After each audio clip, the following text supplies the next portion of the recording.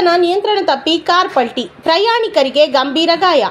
ಚಾಲಕನ ನಿಯಂತ್ರಣ ತಪ್ಪಿ ಕಾರ್ ಪಲ್ಟಿಯಾಗಿ ಪ್ರಯಾಣಿಕರು ಗಂಭೀರ ಗಾಯಗೊಂಡ ಘಟನೆ ಕಾರ್ಕಳ ತಾಲೂಕಿನ ಮುಣ್ಕೂರು ಗ್ರಾಮದ ಜಾರಿಗೆಕಟ್ಟೆ ಚರ್ಚಿನ ಬಳಿ ರಾಜ್ಯ ಹೆದ್ದಾರಿಯಲ್ಲಿ ಇಂದು ಮುಂಜಾನೆ 5 ಗಂಟೆಗೆ ಸಂಭವಿಸಿದೆ.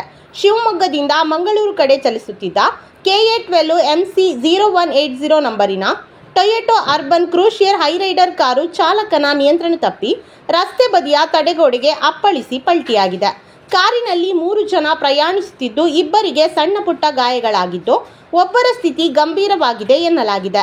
ಈ ವೇಳೆ ಅದೇ ದಾರಿಯಲ್ಲಿ ಕಟೀಲು ಕ್ಷೇತ್ರಕ್ಕೆ ಪಾದಯಾತ್ರೆ ಹೋಗುತ್ತಿದ್ದ ಯಾತ್ರಾರ್ಥಿಗಳು ಕೂಡಲೇ ಸಮಾಜ ಸೇವಕ ಸುಪ್ರೀತ್ ಶೆಟ್ಟಿ ಅವರಿಗೆ ಕರೆ ಮಾಡಿದ್ದು, ತಕ್ಷಣ ಆಗಮಿಸಿದ ಅವರು ತನ್ನ ಆಂಬ್ಯುಲೆನ್ಸ್ನಲ್ಲಿ ಗಾಯಾಳುಗಳನ್ನು ಸಾಗಿಸಿ ಮಂಗಳೂರು ಆಸ್ಪತ್ರೆಯಲ್ಲಿ ದಾಖಲಿಸಿದ್ದಾರೆ. ಅಪಘಾತ ನಡೆದ ದೃಶ್ಯಾವಳಿ ಪಕ್ಕದ ಚರ್ಚ್ನ CC ಕ್ಯಾಮೆರಾದಲ್ಲಿ ಸೆರೆಯಾಗಿದೆ.